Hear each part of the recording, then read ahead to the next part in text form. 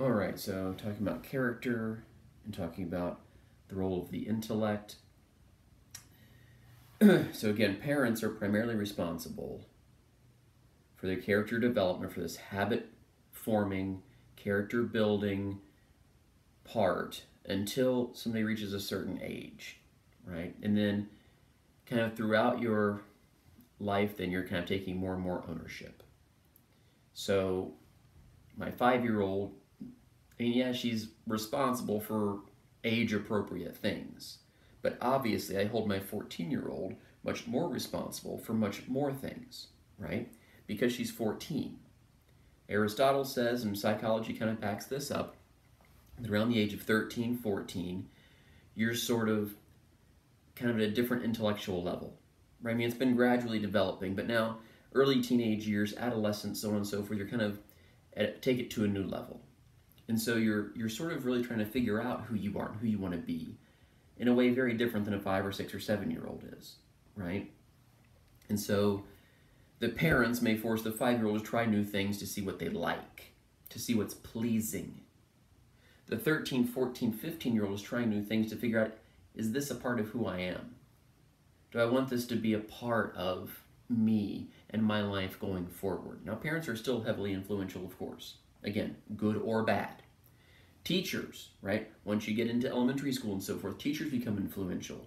Again, back to the emotional learning curriculum stuff, right? Role models, right? Trying to shape and mold character, whether intentionally or unintentionally, right? You know, sharing is caring and honesty is good, and all of these virtues that we kind of begin to instill in them as teachers. But once you get to the middle school years and early high school years, it's much more independent, right? It's independence is valued much more. We talked about this when we talked about Nietzsche and nihilism, right? And this appeal to Nietzsche for a lot of teenagers. This independence thing, it's me making the choices now. That I'm intellectually advanced enough I can think about consequences and think down the road, think long term in a way that I couldn't before. Now, obviously, it doesn't end there. You don't just hand a 13 or 14-year-old, okay, here's life, good luck, and go, right? It's still developing, but it's a different level of development at this point. And friends, this friendship thing in Maslow's hierarchy that leads to self-actualization becomes much more important, right? Like, yes, my 5-year-old daughter has friends. Yes, she likes playing with them, but it's not as if they are necessarily reflective of what she values. Maybe it is. She values playing, but I don't think they would necessarily reflect the values that she thinks she will hold for the rest of her life. My 14-year-old and her friends, the things that they all value together are much more lasting things that could be 10, 15, 20, 30 years from now, right? That if you think about the friends that you've had, the closest friends that you've had, it was probably formed during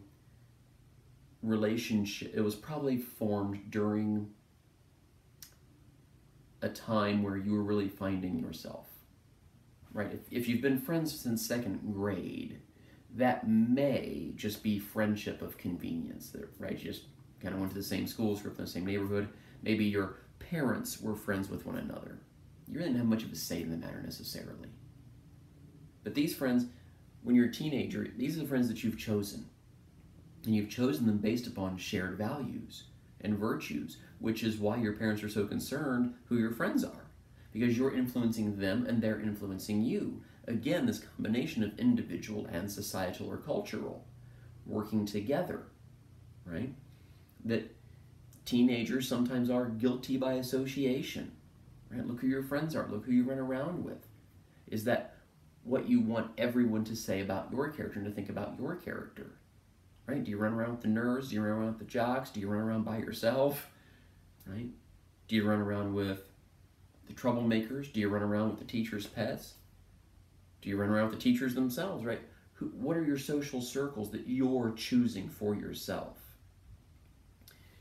And this emphasis on the intellect. Remember, back to last time, right? Aristotle's asking you a series of questions. That appeals to reason itself. A series of questions to determine what's the ethical thing to do here. And notice it's going to be somewhat personalized for you and somewhat personalized for your circumstances. Someone else maybe should lie to grandma. Someone else should maybe tell the truth to grandma, depends on the character that they're trying to cultivate, their experiences with grandma, so on and so forth, right? And this intellect thing, the importance of the intellect, Aristotle is very clear. He says that there are 3 different types of souls. Now, this isn't different types of souls like Plato's talking about. What Aristotle is talking about is souls are just those things which animate, give life to. So plants, animals, and humans all have souls, but we have very different types of souls. Plants have a nutritive type of soul. They're born, they drink, they eat, they grow, they die. Bam, the end. Animals also are born, eat, drink, grow, die. Humans also born, eat, drink, grow, die. So we all have a nutritive part of the soul, but for the plants, that's where their soul ends. It's only 1 part soul, nutritive, that's it. For us and animals, we have more than that. For example, we have this second part called the sensitive part of the soul. Now, this has a couple of related meanings. Firstly, it's the capacity to experience pleasure and pain. Back to the pleasing versus happiness distinction from last time. This capacity to feel pleasant or painful experiences in a way that the orchid is not displeased. Even if it gets cut, it's not displeased. Even if it gets put in a beautiful bouquet, it's not then pleased. That those terms don't fit flowers the way they do animals and humans. The way then that we receive these external circumstances are through the world of the senses. So we are sensitive, pain and pleasure, because we receive through our senses. Animals have that. We have that. Your dog can be pleased to see you when you get home. We can be pleased by the new car, winning the lottery, or something along those lines. But what separates us from the animals is this third part of the soul, the rational part of the soul. We're capable of wondering about things like ethics in a way that your dog isn't. It would be odd if we were to say that your dog is unethical because he had an accident on the carpet. He's not unethical. His actions don't fall under the realm of ethical and unethical. He's not capable of thinking about or deciding about, you know what, should I poop on this carpet or not? Why not? Nothing wrong here. He's not capable of that higher level reasoning. We don't hold a coyote ethically responsible for eating a deer. It's why the sharks in Finding Nemo were meant to be humorous. A shark can't decide to be a vegetarian. Fish are friends, not food. It's ridiculous. Notice he has an accountability group, right? Partners with him in this. He's not just a lone shark trying to do the vegetarian thing. There's like a group of 3 who are all kind of struggling through this thing together. That's anthropomorphizing the sharks. Sharks don't think about things like that. Like, is it ethically okay if I'm eating fish? I mean, fish species are dying. You know, plastic is going to outnumber fish soon in the oceans. Like, maybe I need to call it quits. Maybe I should start eating the plastic instead. Sharks aren't thinking about that stuff. They're sharks. They're hungry. They see fish. They like fish. Bam, done, end of story. They're not unethical. It seems highly, highly unlikely, and even less likely back in Aristotle's time when he's writing this. It seems unlikely that things like squirrels wonder, what happens when I die? Is there an afterlife of a type? Is reincarnation a thing? Is dead just dead and I just cease consciousness? I wonder. It seems unlikely that they actually do wonder. We do! Right, my cats, got 2 of them, don't seem terribly concerned about, man, am I fulfilling what it means to be a cat? They wander around, they eat, they play, they sleep most of the day, they get up and they do the same thing. Am I really being cat-like enough? Man, what's it mean to be a cat anyway? Doesn't seem they ask themselves these types of questions, but we humans do. reason, rationality, that part of the soul, the thing that allows us to think about calculus. That's also the same part that allows us to decide ethical, unethical. What should I do when Grandma gives me an ugly sweater? Oh man, I got a decision to make here. We're deciding through the intellect. It's not some type of gut instinct thing.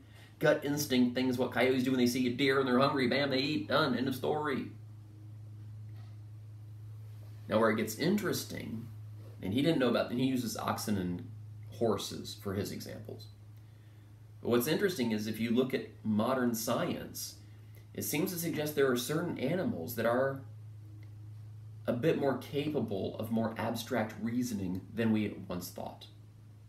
Octopus, dolphins, gorillas, bonobos, dogs. Dogs, some research suggests, actually experience depression. And we're not talking about displeased. We're not talking about they're sad because you left. Oh, boo-hoo, you'll be back. We're talking about like depression. Like the same way that humans experience depression. If they experience depression, perhaps then that means they're capable of happiness.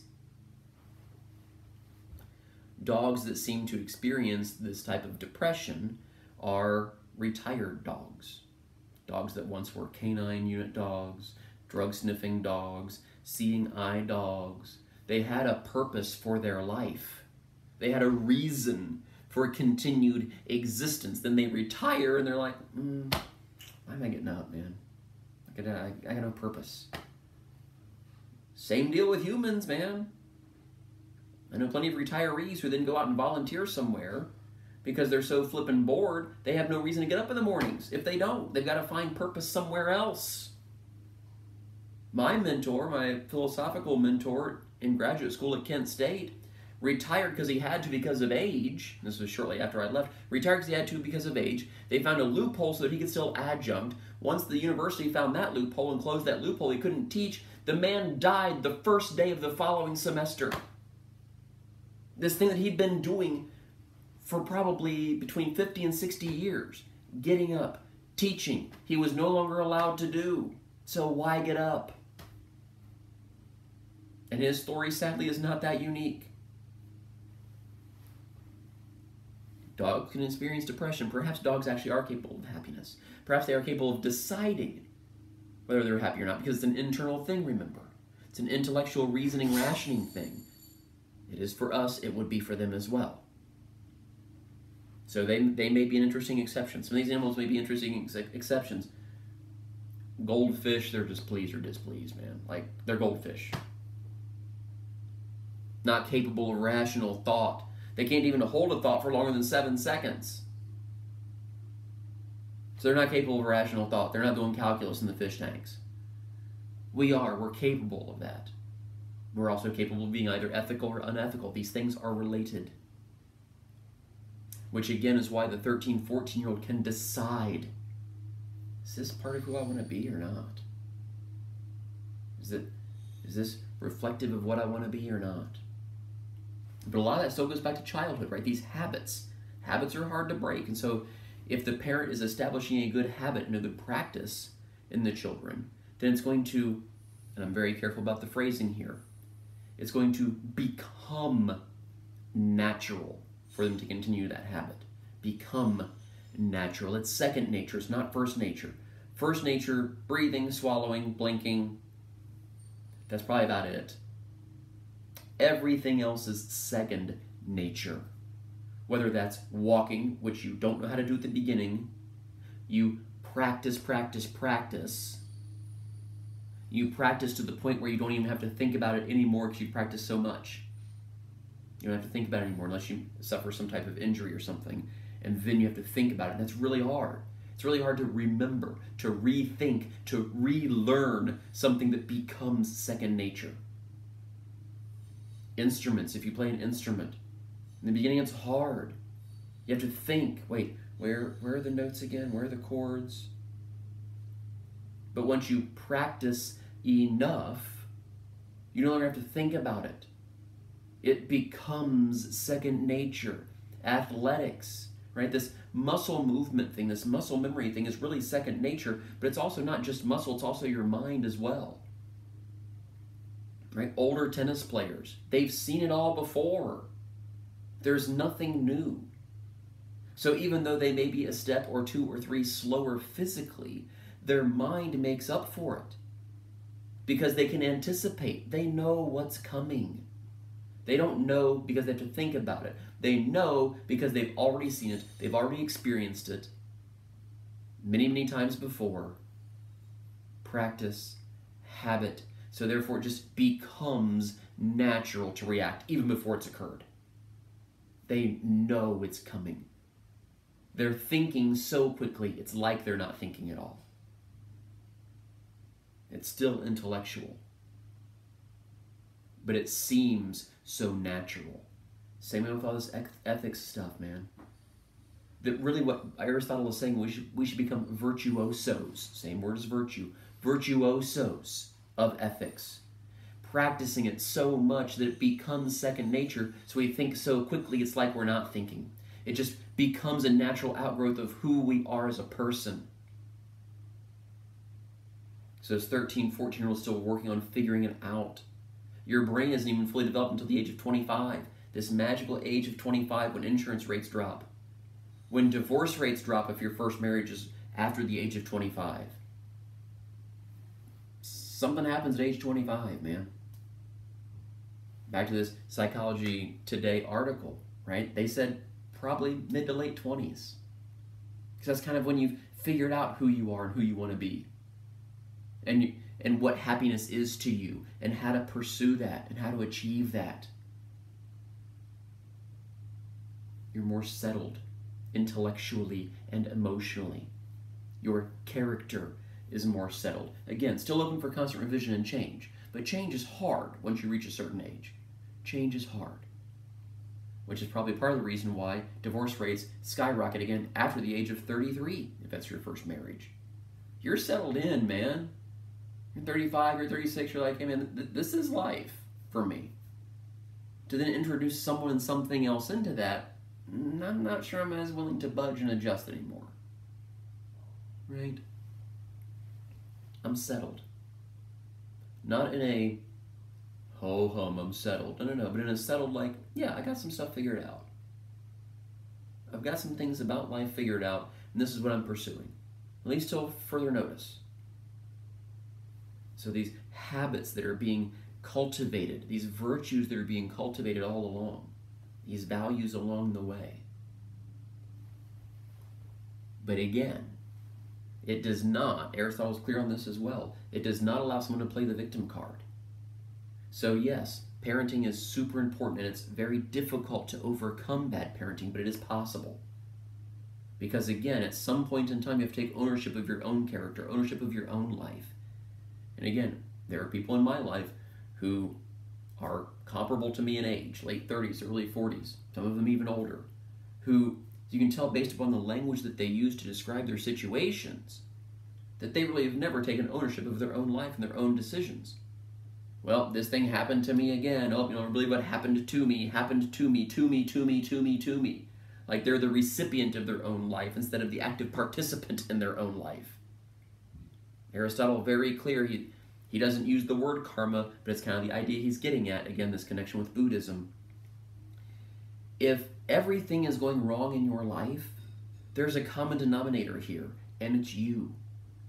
That should be a time for you to reflect and think, what decisions have I made that have led to this? Because at some point, you've got to start making decisions for yourself, regardless of where you came from. So I have a very good friend in Louisville, grew up rough in Louisville. Most of his high school life, he was living with various friends because of his family situation was messed up. Had the opportunity to go to a good school, and he took advantage of that opportunity. Right? He got there on a football scholarship, but he knew professional football was not in the cards for him. He wasn't that good. He wasn't that special. He was good enough to get into college and have college paid for because of his football. But that football then became an opportunity to do the education bit. Went on, got his PhD in psychology and so on and so forth, was a professor for a while. Now he's huge He's a fairly big name in the clinical psychology field, right? Being consulted by various folks. He's on television. He's, you know, on the radio. And he lives now just on the outskirts of Louisville, the nice part of town, the other side of the tracks. And I'll sometimes run into people you grew up with. You're like, man, you forgot where you came from. Because they're still where they all started. And my friend says to them, you're right, I forgot where I came from. Because I took advantage of the opportunities presented to me to get the heck out of where I came from. This is not a good place. Now again, these people don't have necessarily the same opportunities. But there may have been some opportunities along the way that they did not take advantage of. Good things happen to good people. Bad things happen to bad people, says Aristotle. Now this doesn't mean when your dog dies, that means you're an awful person. He's not talking about one or two things here or there. Just like he's not talking about those one or two acts of dishonesty make you a dishonest person. We gotta look at the whole picture here, the context of everything. Those one or two moments of dishonesty kind of get wiped away in the context of the entire life of honesty. Those one or two non-compassionate acts get wiped away in the context of a life filled with compassion and expressing compassion.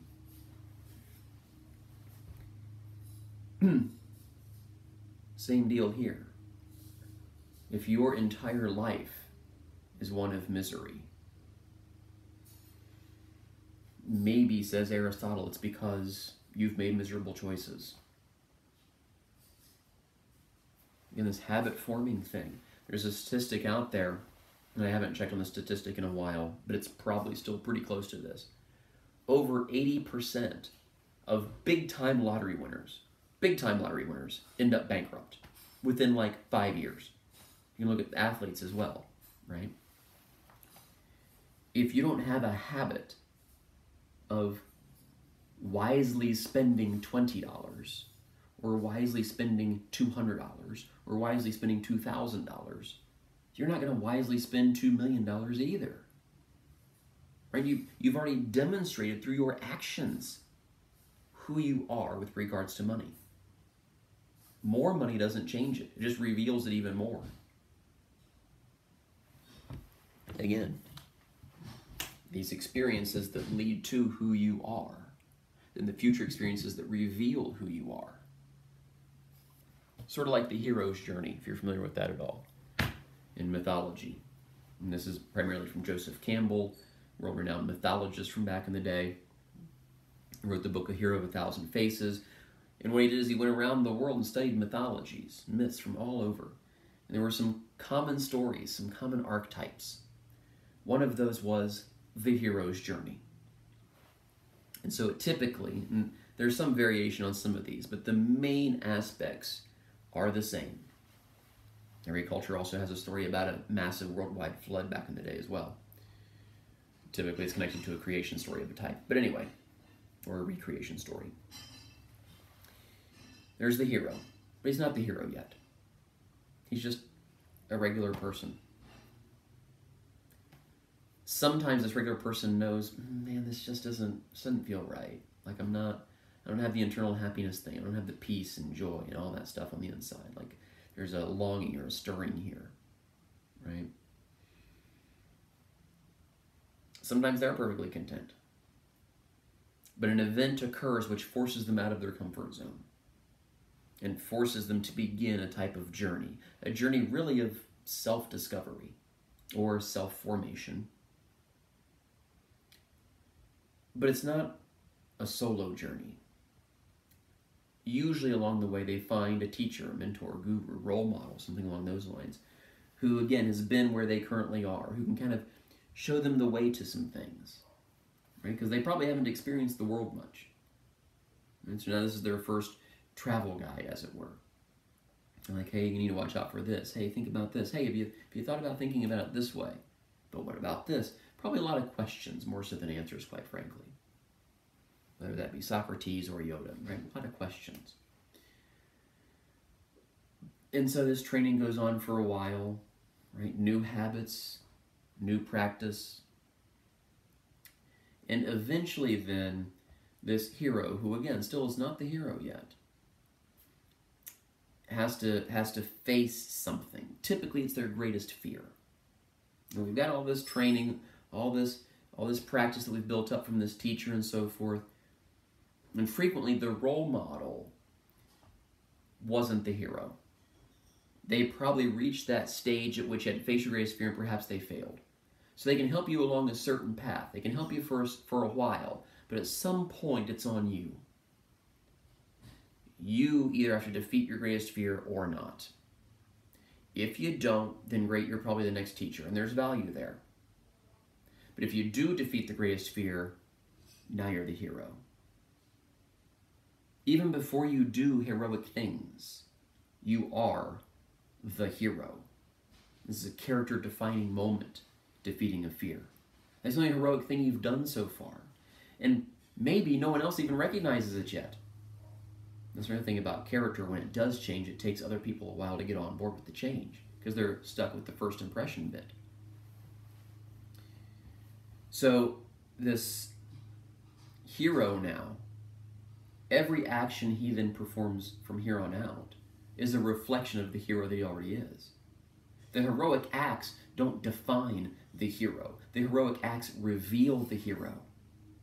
They're the hero, therefore they do the heroic things, not the other way around.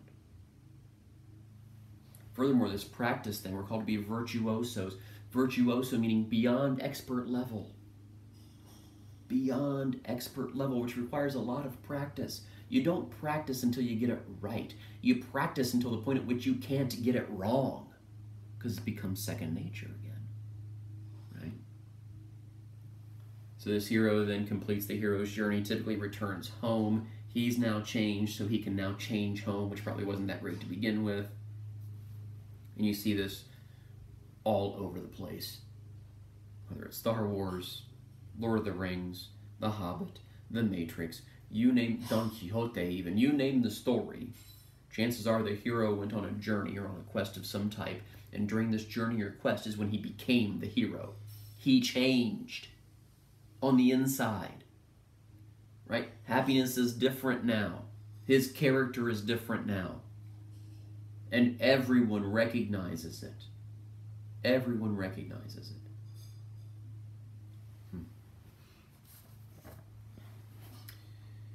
These virtues, we're going to really point this out about the mean.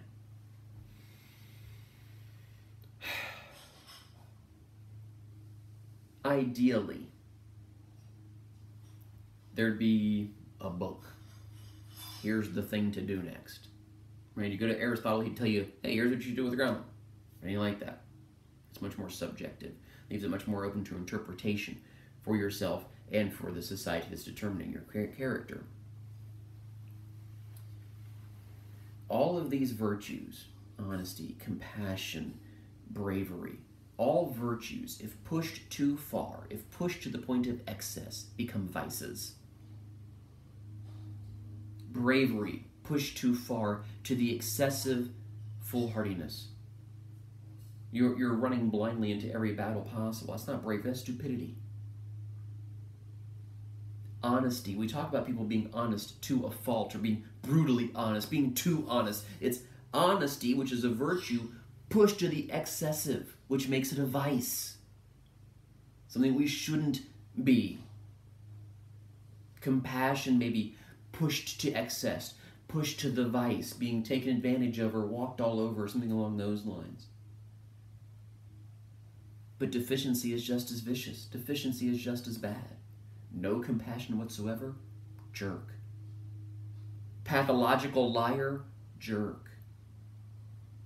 Coward, jerk. There's this medium, this middle, again, Buddhism, the middle path, right mindfulness and right thinking, right action, so on and so forth. This golden mean that Aristotle talks about. But here's the difficulty with the golden mean. It's hard to find the mean in anything, especially when it's so subjective. This is not an arithmetical mean. This is not, well, you get a number for the excess, a number for the deficiency, you add them together, you split them in half, and bam, there's your middle. No, no, no, it doesn't work like that. We tend toward excess. We tend toward extremes of deficiency or excess. The struggle is to find the middle. And since no one can really recommend that to you, they can't tell you what the middle is for you, it's left to you. He draws the comparison between things like exercise and caloric intake. Daily recommended caloric intake is a range from what is like 1,000 to 2,000 calories a day. That's a pretty big range. Why such a big range? Because some people who are active need a whole lot more calories because they're burning calories like crazy. And other people who live a more sedentary lifestyle should have far fewer calories or they're going to gain tons of weight. Gender plays a role here. Age plays a role here. Are you pregnant or not? All of these things are factors in how many calories you should eat each day. You, specifically you.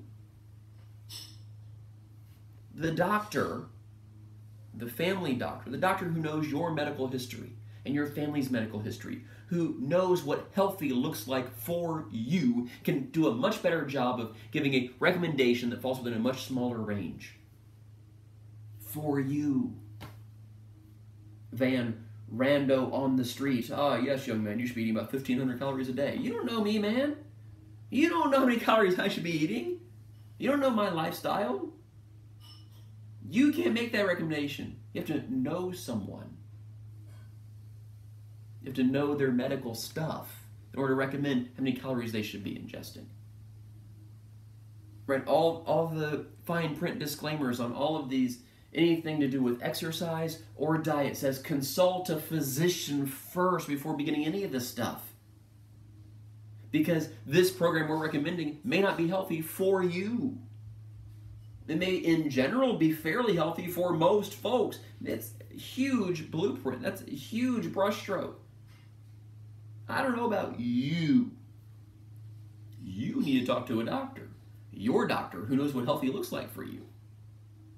Like this whole 98.6 is the average normal body temperature. Average. Which means there are some folks, like myself, my average is far lower than that. My normal body temperature is between about 97.4 and 97.7. 97 point something. Far below the normal, the average normal. So if I'm in the 97s, it means somebody out there, when healthy, their temperature's in the 99s.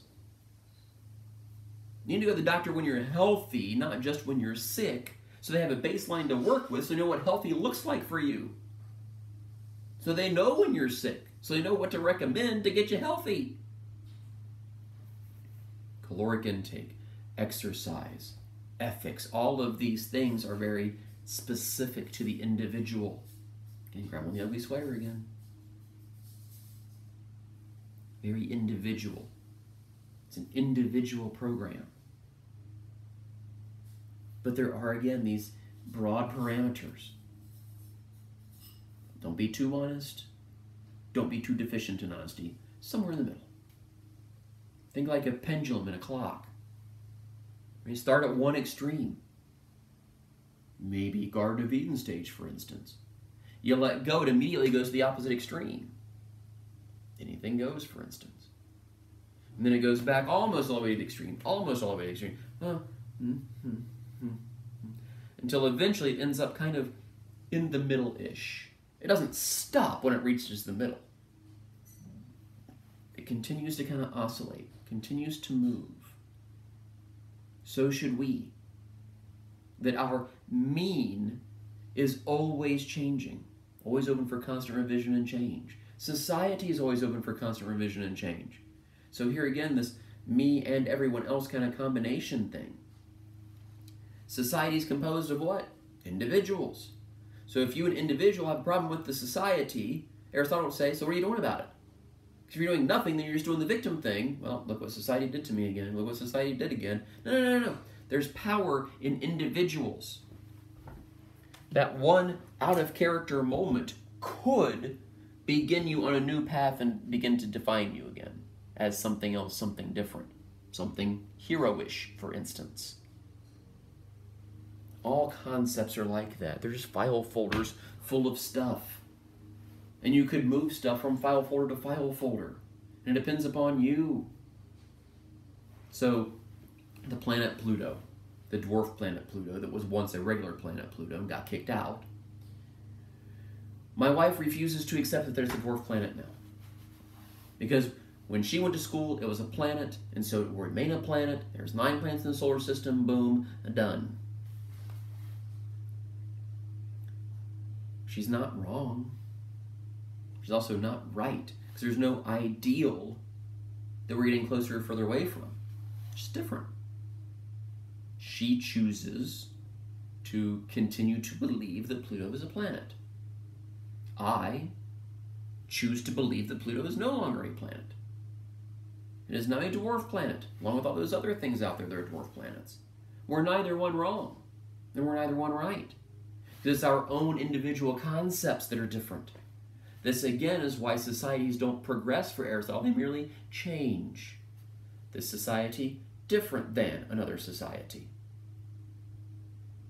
And this society, different. And this society, different than it was before. Just like me, my character is different than it was before. I'm not better, technically speaking, for Aristotelian virtue ethics. I'm just different. Just different. I'm cultivating different virtues. That's all. Mean as contrasted with excess and deficiency. I'll go ahead and end this one here, and then hopefully wrap up with the next video on virtue ethics, and I'll tie it back more to the Vernon Rayleigh text, and also tie it back and quote more from Aristotle himself to prove that what I'm saying is accurate about virtue ethics.